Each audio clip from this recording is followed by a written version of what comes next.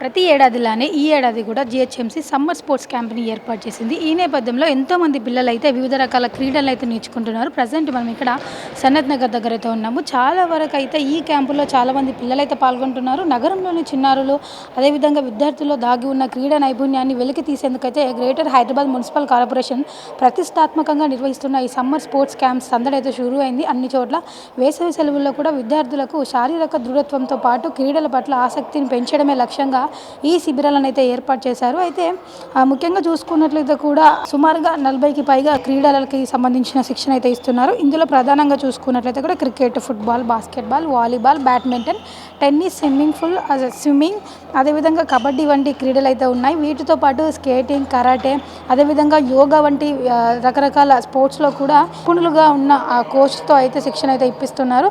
అయితే అదేవిధంగా చూసుకున్నట్లయితే కూడా నగర వ్యాప్తంగా ఉన్న 500కు పైగా కేంద్రాల్లో అయితే ఈ శిబిరాలు అయితే జరుగుతున్నాయి. ఇక్కడ సనత్ స్పోర్ట్స్ కాంప్లెక్స్లో మనకు సమ్మర్ క్యాంప్స్ అన్ని కండక్ట్ చేస్తున్నారు. షటిల్, బ్యాడ్మింటన్, కరాటే, తర్వాత జిమ్నాస్టిక్, అదేవిధంగా స్కేటింగ్ జరుగుతుంది.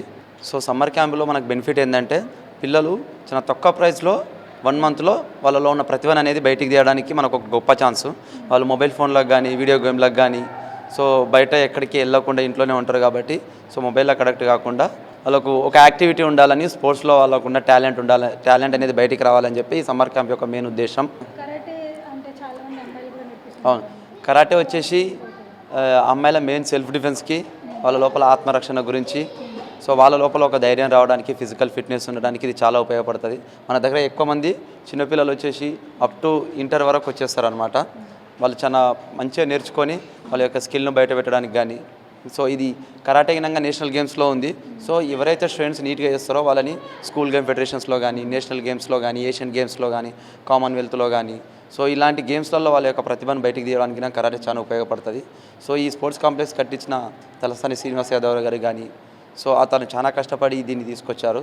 సో అదేవిధంగా ఇక్కడ లోకల్ కార్పొరేటర్ కానీ, గవర్నమెంట్ అఫీషియల్స్ కానీ మనకు చాలా సపోర్ట్ చేశారు. పేరెంట్స్ వచ్చేసి చాలా హ్యాపీగా ఫీల్ అవుతున్నారు. ఎందుకంటే చాలా లోకల్లో ఎఫోర్డబుల్ ప్రైస్లో గవర్నమెంట్ ఇలాంటి ఫెసిలిటీస్ ఇవ్వడం వల్ల వాళ్ళు చాలా హ్యాపీగా ఫీల్ అవుతున్నారు. ఇంకోటి పిల్లలకి వాళ్ళకి ఏదో ఒక యాక్టివిటీ ఉండాలి కంపల్సరీ. స్కూళ్ళల్లో చిన్న చిన్న ప్లేసెస్ ఉన్నాయి, ఇండోర్ గేమ్స్ మాత్రమే కండక్ట్ చేస్తారు. సో ఇలాంటి స్పోర్ట్స్ కాంప్లెక్స్ ఉండడం వల్ల పిల్లలకు మంచి యాక్టివిటీ ఉండి వాళ్ళ లోపల ఉన్న స్కిల్స్ అనేది బయటికి పడుతుంది. చైనా లాంటి దేశాలలో ఈ చిన్న ఉన్నప్పటి నుంచే వాళ్ళకు అన్నిట్లలో ప్రతి గేమ్లో ఒక 4-5 గేమ్స్ ఆడించి అందుట్లో ఆ అబ్బాయి ఏ గేమ్ అయితే నీట్గా ఆడతాడో దాని నుంచి అతను ఒలింపిక్ స్టేజ్కి తీసుకెళ్తాడు. సో ఇండియా గినంగా ఇలాంటి ఇన్ఫ్రాస్ట్రక్చర్ బిల్డ్ చేయడం వల్ల మన లోపలికి చాలామంది ఒలింపిక్స్ వరకు వెళ్ళే ఛాన్సెస్ ఉంటాయి. ఇక్కడ మెడల్స్ గెలుస్తారా లేదని తర్వాత సెకండరీ విషయం, బట్ అక్కడి వరకు వెళ్తున్నారు కదా.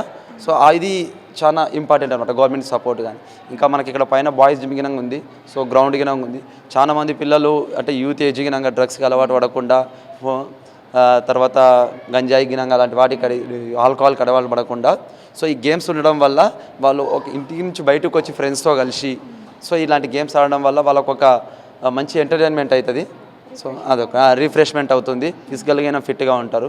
సో మనకి ఇక్కడ క్రికెట్ గినం ఉంది, స్విమ్మింగ్ పూల్ కూడా ఉంది. సో స్విమ్మింగ్ పూల్ గినంగా జర తక్కువ ప్రైస్కి మంచి ప్రొవైడ్ చేస్తారు. క్రికెట్ కూడా ఉంది, మంచి గ్రౌండ్ ఉంది. సో గవర్నమెంట్ ఇంకా కొన్ని ఫెసిలిటీస్ మాలాంటి కోచెస్కి, ఇప్పుడు మేము ఆనరబుల్ కోచెస్ అనమాట. సో సమ్మర్ క్యాంప్లోనే మాకు లిటిల్ బిట్ ఎంకరేజ్మెంట్ ఉంది, అదే ట్రాక్ సూట్స్ కానీ, షూస్ కానీ లిటిల్ బిట్. అదేవిధంగా మమ్మల్ని పార్ట్ టైం కోచెస్గా కొంచెం ఎంకరేజ్ చేసి అట్లీస్ట్ ఒక 6,000 8,000 ఇచ్చినా కానీ దెన్ మేము ఇంకా కష్టపడి ఇంకా పిల్లలని హయ్యర్ స్టేజ్కి తీసుకెళ్ళడానికి ఇది మాకు ఒక గొప్ప అవకాశంగా భావిస్తాం. Thank you. జిహెచ్ఎంసీ పరిధిలోని ప్లే గ్రౌండ్స్, స్టేడియంలో అదేవిధంగా స్పోర్ట్స్ కాంప్లెక్స్ని అయితే ఇందుకోసం సిద్ధం చేశారు. సాధారణంగా అయితే 6 నుంచి 16 సంవత్సరాల వయసు గల పిల్లలకు ఈ క్యాంపులో పాల్గొనేందుకైతే అర్హులు.